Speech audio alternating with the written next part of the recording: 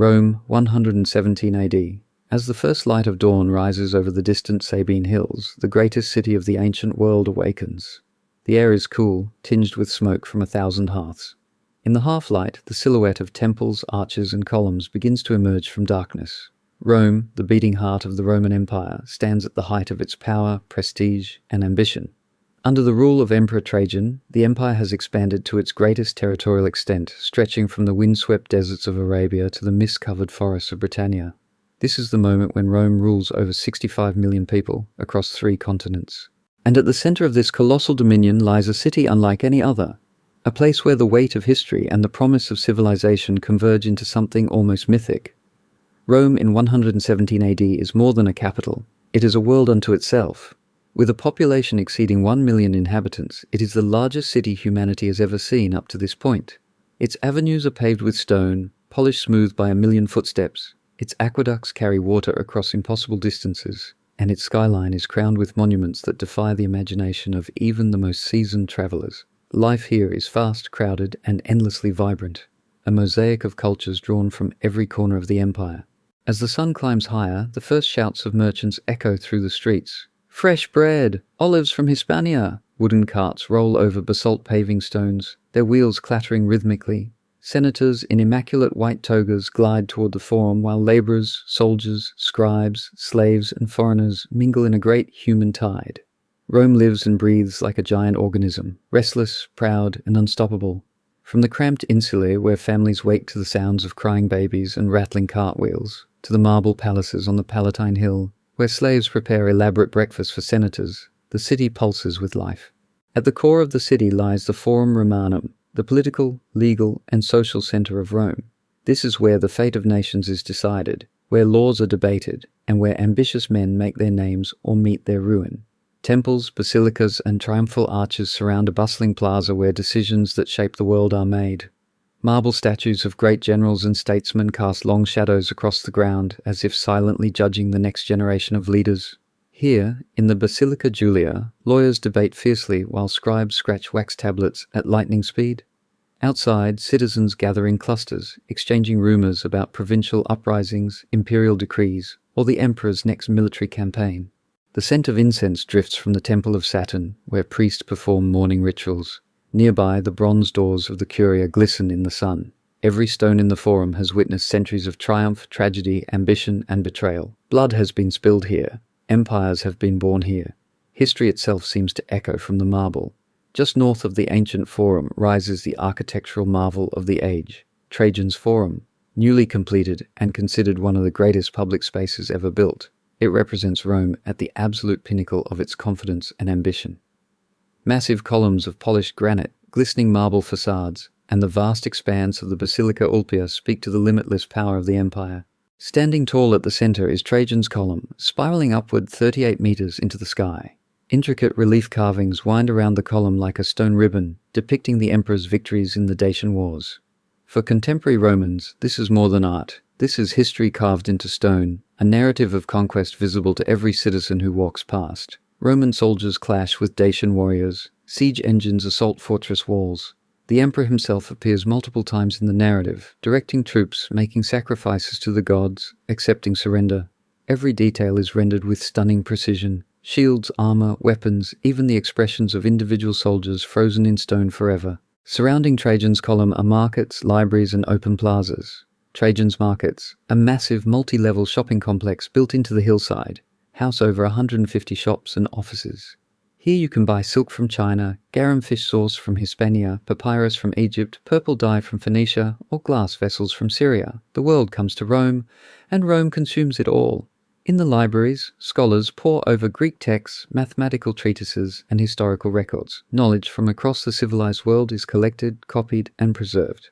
Rome is not just a military power, it is a repository of human achievement, a place where Greek philosophy meets Roman engineering, where Egyptian astronomy influences Roman calendars. Further west, the unmistakable silhouette of the Flavian amphitheatre, better known as the Colosseum, dominates the horizon. Its 4 tiers of arches can hold up to 50,000 spectators, each hungry for the thrill of gladiatorial combat, wild beast hunts, and elaborate public spectacles. This is the beating heart of Roman entertainment. On a typical day, the crowd roars as gates creak open. Gladiators emerge into blinding sunlight, weapons gleaming. The sand of the arena floor has been raked smooth, but by day's end it will be dark with blood. Retiarius faces Secuta. The net fighter circles his opponent, trident ready, while the crowd chants and stamps their feet. Wild beasts imported from the far corners of the empire add to the spectacle. African lions, bears from Germania, leopards from Egypt, even elephants and rhinoceroses.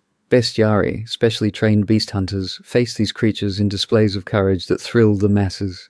Sometimes elaborate sets are constructed, forests, mountains, even lakes, transforming the arena into a fantastical landscape. And on special occasions, the arena is flooded with water through underground channels, and naval battles, Namakye, are staged. Actual ships manned by prisoners and slaves clash in miniature sea battles, recreating famous historical engagements. For Romans, these games are more than entertainment. They are a reminder of imperial power, of Rome's mastery over man and nature. To the north stands one of Rome's most astonishing architectural achievements, the Pantheon. Recently rebuilt under Emperor Hadrian, with its perfect dome and the great oculus at its center, it remains one of the most revolutionary buildings ever constructed. The dome spans 43 meters, and for over 1,000 years it will remain the largest unreinforced concrete dome in the world. Even in 117 AD, citizens entering the Pantheon feel a profound sense of awe. As sunlight streams through the circular oculus, 9 meters wide and open to the sky, it illuminates marble floors and statues of the gods in an ever-changing pattern throughout the day. Rain falls through the opening and drains away through subtle floor channels. The space feels both ancient and eternal. The Pantheon symbolizes Rome's spiritual and intellectual depth, its ability to honor the divine while pushing the boundaries of engineering and artistry. The concrete formula used in its construction is so advanced that modern engineers still study it. This building will survive the fall of Rome, the Middle Ages, the Renaissance, and stand into our own time, a testament to Roman ingenuity. Beyond the monuments, Rome is alive with the rhythms of everyday existence.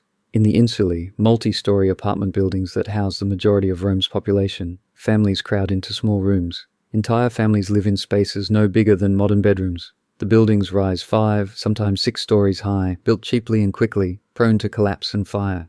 Wake to the sound of vendors shouting. Cook simple meals over small braziers, bread dipped in olive oil, porridge, perhaps some cheese if fortune smiles. The constant noise is overwhelming. Neighbors arguing, babies crying, cartwheels on stone streets, the hammering of workshops below. Privacy is a luxury only the wealthy can afford. But despite the hardships, there is also community. Neighbors share food in times of need. Children play together in the streets. And most importantly, even the poorest Roman citizen has access to some of the empire's greatest amenities. The public baths, free grain distributions, and the spectacular entertainment of the games. Street vendors line every major thoroughfare, selling bread, olives, figs, roasted chickpeas, and hot sausages to passing crowds. The smell is intoxicating, a mixture of baking bread, grilled meat, spices from the east, and yes, the less pleasant odors of a city without modern sanitation. Sausages, fresh sausages, hot from the fire. Children run through narrow alleys, dodging carts and playing games with wooden balls and hoops. Street performers juggle, dance, and play reed pipes for coins tossed by passers-by. Fortune tellers claim to read the future in animal entrails. Beggars, many of them veterans maimed in Rome's endless wars, seek charity from the more fortunate. Along the Tiber River, sailors and dock workers unload goods from across the empire. Egyptian grain, the lifeblood of the city, arrives in massive shipments. Arabian incense, Greek marble, African ivory, Spanish olive oil, and Gallic wine. Rome consumes the wealth of the world, and its prosperity is visible at every turn. The docks never sleep. Meanwhile, on the city's hills, the Palatine, the Quirinal, the Esquiline, the wealthy elite live in opulent villas decorated with intricate mosaics, vibrant frescoes, and fountains fed by Rome's ingenious aqueduct systems. Servants rush through marble halls to serve roasted meats, imported spices, dormice in honey, flamingo tongues, and the finest wines from Campania and Greece. Discussions at these dinner parties range from philosophy to military campaigns, from poetry to politics. Because in Rome, even a dinner conversation might shape the policy of tomorrow. A senator's casual remark could mean the difference between war and peace. A philosopher's argument might influence the education of future emperors. Rome's population reflects the vastness of its empire. Walk through any neighborhood and you'll hear Latin spoken on one street, Greek on another, and dozens of other languages in the markets. Gauls with their distinctive hair, Egyptians in linen robes, Syrians, Jews, Berbers, Germans, Citizens, freedmen, slaves, soldiers, merchants, scholars, engineers, artists, and priests all coexist in this grand mosaic. Rome draws people in with opportunity, power, and the promise of a better life. A skilled craftsman from Gaul can make his fortune here. A Greek physician can treat emperors. A merchant from Judea can trade goods from across the known world. Roman identity is built not only on military might, but on law, infrastructure, and cultural integration. One cannot speak of Rome without mentioning its aqueducts. By 117 AD, Rome is supplied by 11 massive aqueduct systems carrying fresh water from springs and rivers located up to 57 miles away. These stone and concrete channels, some running underground, others soaring on massive arches across valleys, deliver nearly 300 million gallons of water to the city every single day. This water fuels fountains in every neighborhood, public baths used by hundreds of thousands daily, public latrines, gardens, private homes of the wealthy, and even the spectacular water displays in the Colosseum. The engineering is so advanced that many aqueduct routes still survive in modern Italy. Some are even still in use after 2,000 years. The Baths of Trajan, another monumental project completed just a few years earlier, demonstrate how Romans view hygiene and leisure as essential parts of civilized life. These aren't just bathing facilities, they're massive social complexes. Citizens gather to bathe in hot, warm, and cold pools, exercise in palestras, receive massages, discuss politics, conduct business, or simply relax in. Rich and poor alike use the baths, though at different times and in different sections. For a small fee, even a labourer can experience the luxury of hot running water, something that won't be common again in Europe for over 1,000 years. Oil vendors, food sellers, and masseurs ply their trades. Gossip is exchanged, deals are made. This is Rome's public living room. As afternoon turns to evening, the character of the city changes. By law, wheeled traffic is banned from the city centre during daylight hours to reduce congestion, but as the sun sets, the ban lifts. Suddenly the streets fill with carts, wagons, and carriages making deliveries, transporting goods, moving building materials. The noise becomes deafening. Torches and oil lamps illuminate the streets, casting dancing shadows on ancient walls. Taverns fill with customers, workers spending their hard-earned coins on wine and companionship, musicians play in corners, laughter spills from doorways, gambling dens attract those seeking fortune, less savoury establishments cater to other appetites, storytellers gather audiences under porticos recounting myths, legends and current events to those who cannot read. The Aeneid, tales of Hercules, accounts of recent military victories, all passed from lips to ears under the stars. In a world before mass media, these storytellers are the news anchors, the entertainers, the historians. Night watchmen patrol the streets, guarding against the ever-present threats of fire and crime. Rome has no organized police force, but private guards employed by the wealthy and vigiles, firefighters who also serve as night patrol, do their best to maintain order. Still, the narrow alleys after dark can be dangerous for the unwary. Yet for all its dangers and inequalities, there's something almost magical about Rome at night. The great monuments, illuminated by moonlight and the glow of countless lamps, seem to transcend time itself. The Pantheon's dome against the stars, the Colosseum's arches creating patterns of light and shadow, temple columns glowing white in the darkness. The city never truly sleeps. It shifts, changes, and continues its ancient rhythm deep into the night. Bakers wake at 3 a.m. to prepare the day's bread. Priests perform midnight rituals, lovers meet in secret, philosophers debate under the stars, and always, always the heartbeat of empire continues. Rome in 117 AD stands unmatched, a city of stone and light, of power and contradictions, of innovation and tradition. It is an empire condensed into a single place, a place where history, culture, and ambition intertwine so tightly that even centuries later, the world still feels its influence. This is the city that gave the world law codes that still influence modern justice, roads and engineering techniques still studied today, the Latin language that evolved into Italian, French, Spanish, Portuguese and Romanian, architectural innovations, the arch, the dome, concrete construction, that enabled buildings reaching toward the sky. But Rome is more than its achievements. It is the people, the millions who lived, loved, struggled and died within these walls, the senator who schemed for power, the mother who mourned her child lost to disease, the gladiator who fought for freedom, the merchant who dreamed of wealth, the slave who hoped for liberty. Their voices echo still in the ruins. Their footsteps wore down the stone streets we can still walk today. Their dreams, fears, joys and sorrows were not so different from our own. They looked at the same moon we see. They loved their children as we love ours. They hoped the future would be better than the past. And though Rome will face countless challenges in the centuries to come, invasion, plague, political collapse, transformation, in this moment, this golden year of 117 AD, She stands at the absolute pinnacle, the greatest city the ancient world has ever seen, the heart of civilization itself. The empire stretches from horizon to horizon, trade routes connect continents, peace, enforced by legions, allows unprecedented prosperity. Art, literature, philosophy, and science flourish.